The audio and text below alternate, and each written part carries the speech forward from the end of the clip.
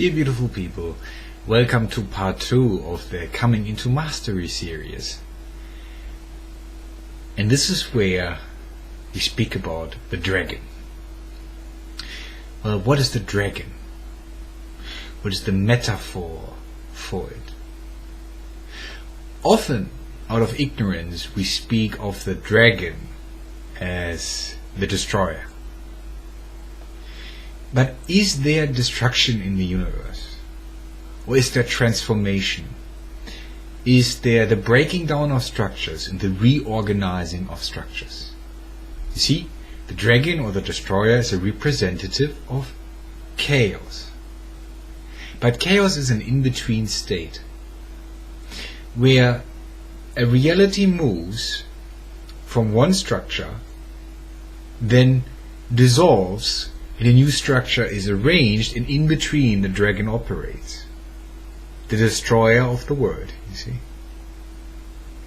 The Nordics believed in Ragnarok, where the world is being swallowed by a snake. Right?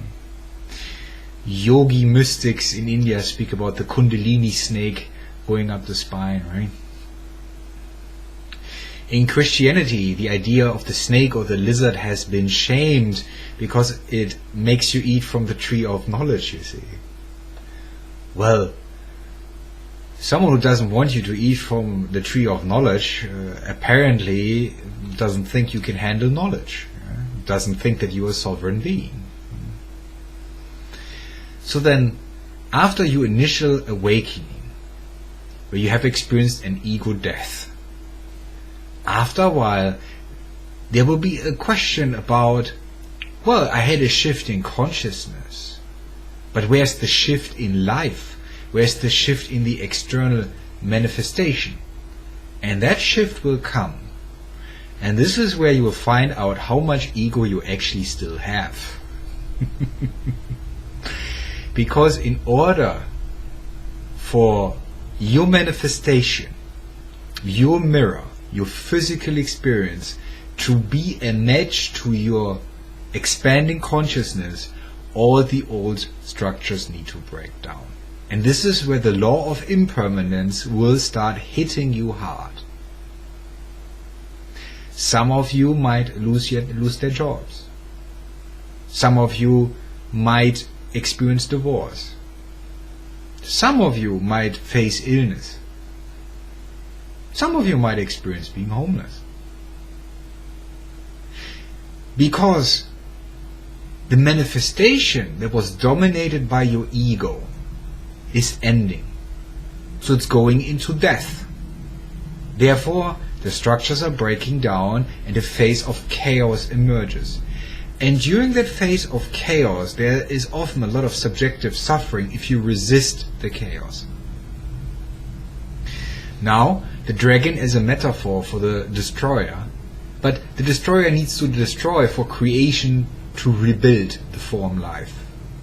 So then, for example, when the Kundalini starts rising in the spine, the whole structure of your body is changing. Subjectively, this feels like dying. Your identity is breaking down. You might, in certain periods of that process, even believe that you're losing your sanity. Because whatever you identified with as your psyche will start dissolving. So when then your awareness of your eternal nature, of your timeless nature, is not very rooted, and you start identifying with the breaking down of structures, this is where the suffering comes. This is when the ego resists the dissolution of the form. Now, you cannot help but have your current life die for you to be reborn as who you truly are. Because the current form that you're experiencing is not a representation of who you truly are. It has too much limitations. In this old form there are attachments and desires that distract you. Energies are not in order. Your intelligence is limited, your senses are limited in this form. So then the Kundalini starts breaking down the nervous system and rearranging it. And you feel you're being taken apart bit by bit. Some of us experience various symptoms. It can be migraines, balance issues, memory issues, mood swings, and so on. These are symptoms of the restructuring, of the reorganizing of energy. And information is nothing but energy put into a structure that appears to you as form. So then, the restructuring of the body is subjectively sometimes challenging. There's not much that we can do except meditate and start to balance our energies so the suffering is less severe. We can take a lot of minerals, for example, to allow our nervous system regeneration. We need to stay very hydrated in order for the energy exchange in the system to increase, because a lot of stuff will be spilled out of the system. Therefore, you need a lot of water. Also, for a certain energy fusion of restructuring the system, you need a lot of water. So while you're flushing out the system and letting go of the old, in the external experience, suddenly you begin moving faster because your energy is increasing. And while your energy is increasing, many cannot keep your pace. So from the level of ego, there might be a sense of grief, a sense of sadness because your old relationships break away. But your ego has the bias that those relationships served you, but ultimately they didn't, so they had to go. They had to go with the old energy. So then you feel people suddenly start mistrusting you, start judging you. And this will happen more and more. The closer you come to realizing your authentic self, the more people will doubt you. And when you listen to them, you react from ego. That means you start doubting yourself. Because the closer you are to becoming your authentic self, to express it through a new vessel with a newfound intelligence and a newfound wisdom, the more you start intimidating the people around you. Many of them have been raised in a mental slave prison since they were little children, and they don't even know that they are oppressed. So when you start to become more and more authentic, your very freedom scares them, because they do not allow themselves to be free. And they are afraid to be truly intelligent. They are afraid to question, and they are afraid to be an authentic representation of who they truly are on the physical plane. So often there will be doubts within you. Do you really want to follow the path to self-realization to the very, very end?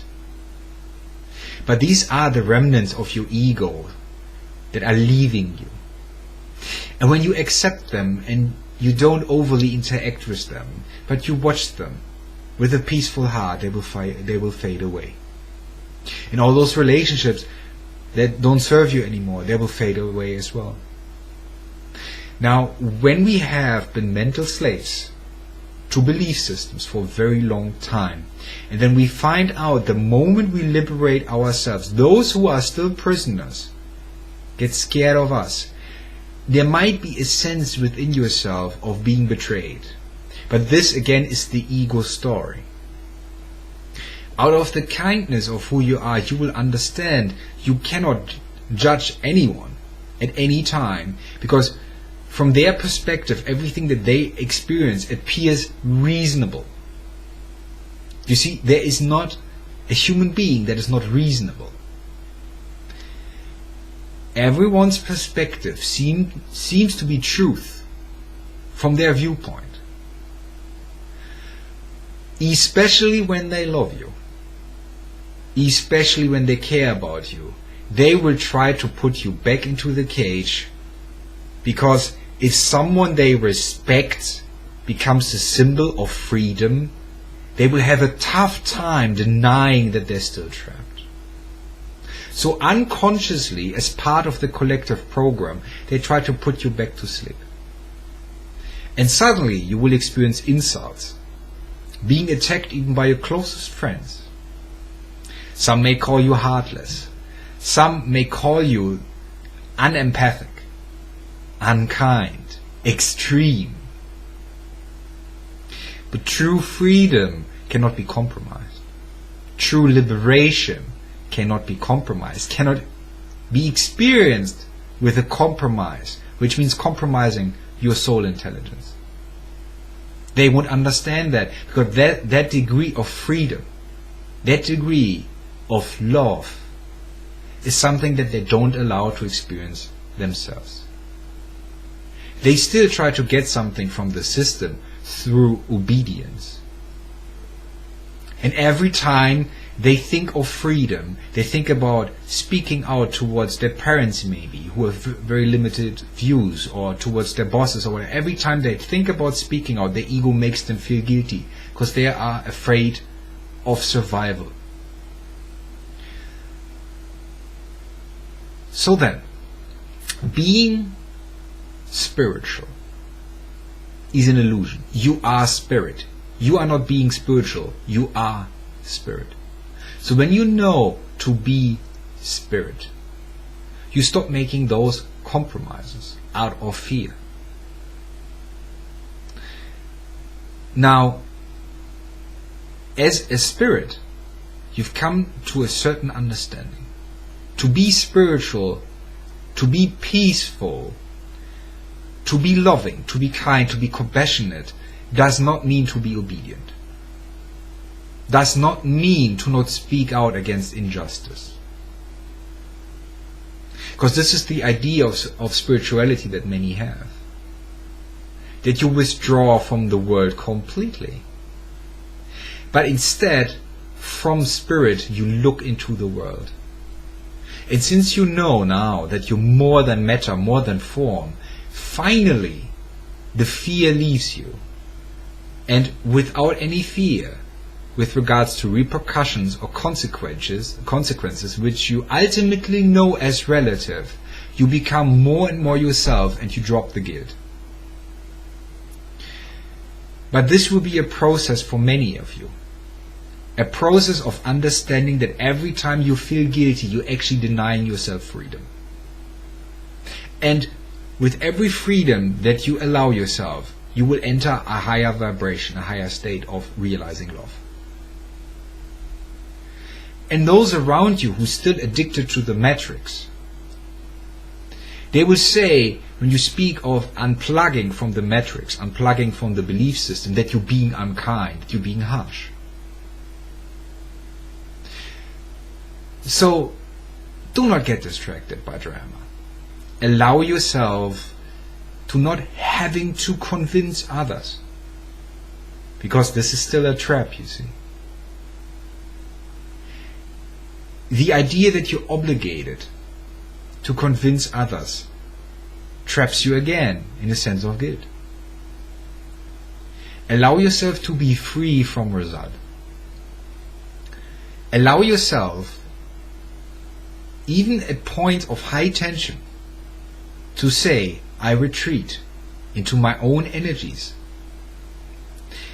I stop having beings who are confused meddle with my energies, especially if I go through strong changes, physically, energetically, with regards to consciousness.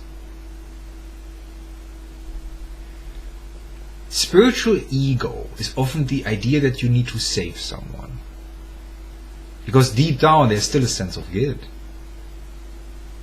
So suddenly, through the knowledge that you have, you feel the obligation to save others, instead of allowing yourself to be free of that obligation as well. You see, a Buddha is not someone who walks around and rescues people from themselves. Nobody can be rescued from their own decision making, because they're all sovereign beings, even though they reject that, even though they delegate their sovereignty to politicians and corporations and religious institutions and so on, because they are afraid. They don't want to admit that, you see. So you can't protect them from their own karma. Someone who submits to fear and delegates their own sovereignty to someone else creates the illusion of power, and therefore will experience the karma of being powerless. Will experience what it's like when you sacrifice your own sovereignty. So you cannot, in that sense, bring them into responsibility, even though you might call them out. Ultimately, liberate yourself from any result. The next trap, you see, for the mind the trap is ego, for the heart the trap is bitterness. It's not to forgive. Can you judge a blind man for not seeing? Can you judge a deaf man for not being able to hear? So many have a limited ability to perceive what is going on. Even as I'm speaking right now, my understanding of many phenomena in the universe are tremendously limited.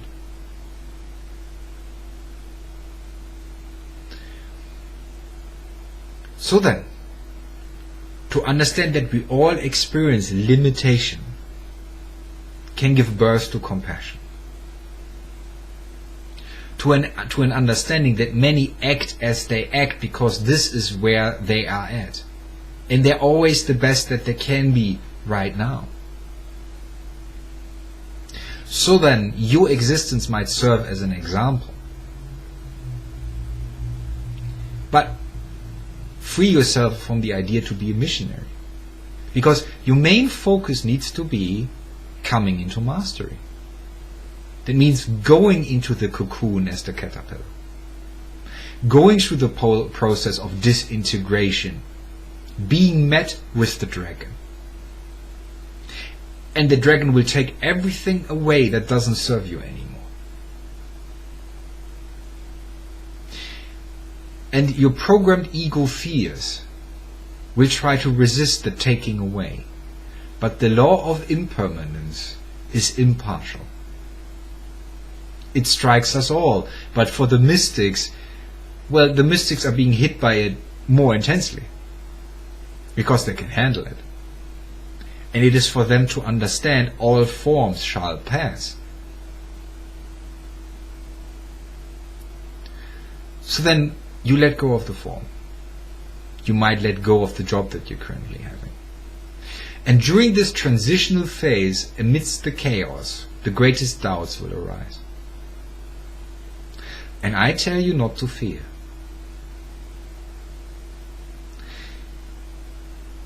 Because the doubts are of the one who is not you. And the doubts will die with the form. So then, when the dragon comes, do not see it as an enemy.